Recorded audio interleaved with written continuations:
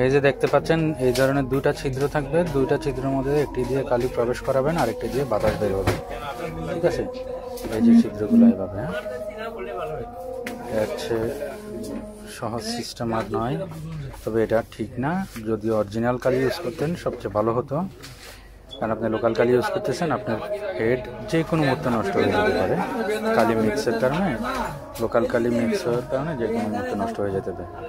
এক set original কালির দাম হচ্ছে 35 থেকে 3800 টাকা, আর আপনি 450 টাকা দিয়ে এক সেট কালি আনছেন, সেটা কিছুতেই অরিজিনাল না। আপনার বোঝা উচিত ছিল। আপনাকে বারবার বলা হয়েছে অরিজিনাল কালি ইউজ করার জন্য, কারণ এই মেশিনগুলো অনেক দামি হেড, এক একটা হেডের দাম 20,000 টাকা।